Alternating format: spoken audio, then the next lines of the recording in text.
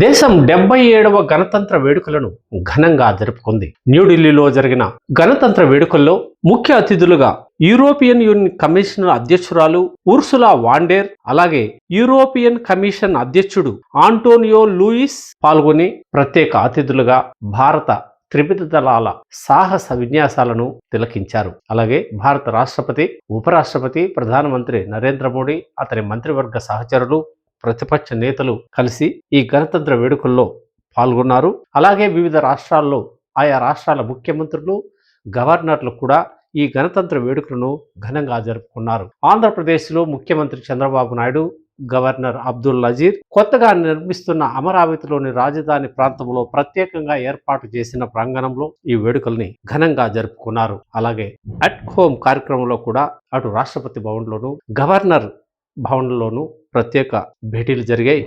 వీటిలో కూడా అందరూ సంయుక్తంగా పాల్గొని భారత గణతంత్ర వేడుకలకు మంచి ప్రాధాన్యత ఇచ్చారని చెప్పాలి. అలాగే రిపబ్లిక్ డే ఉత్సవాలలో ఢిల్లీలో త్రివిధ దళాలు జరిపిన వివిధ విన్యాసాలు ఈసారి ఆసక్తి సంతరించుకున్నాయి. ముఖ్యంగా ఆపరేషన్ సింధూర్ తర్వాత జరిగిన ఈ వేడుకలకు ప్రత్యేక గుర్తింపు, ప్రాధాన్యత లభించిందని చెప్పాలి. అలాగే వాఘా సరిహద్దులో బ్రీటింగ్ ట్రీటీ కూడా ఘనంగా జరిగింది. భారత్, పాకిస్తాన్ సైన్యాలు పరస్పరం స్వీట్లు పంచుకొని ఈ ఉత్సవాలను సంబరాల రూపంలో జరుపుకోవడం విశేషం.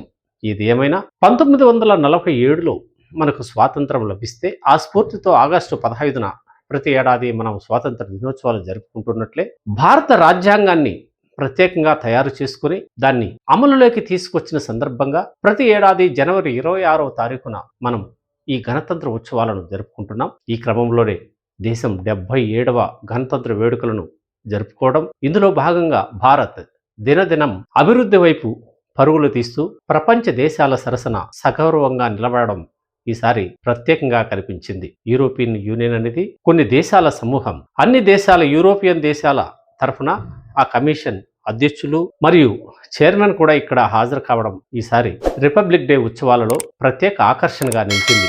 దీంతో భారతదేశ ప్రతిష్ట ప్రపంచ దేశాల నడుమ గణనీయంగా పెరిగిందనే మనం చెప్పాలి.